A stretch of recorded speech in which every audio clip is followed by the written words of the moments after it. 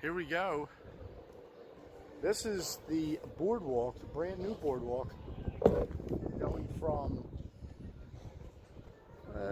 block, I know that's Lincoln right up there by Snow White. So block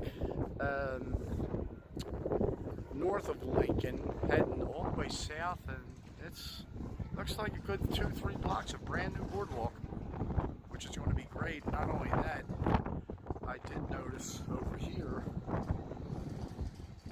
on the old where Dracula's castle used to be,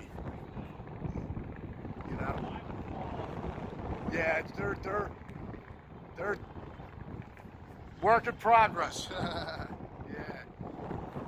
So there you have that. But anyway, here's Cedar Avenue. So this is the giant intersection right here, the hot spot. All these cool spots. But look at what we got here. Brand new wood down here at Cedar Avenue as well. You know, the Dracula's castle used to be up a little bit up there towards the left.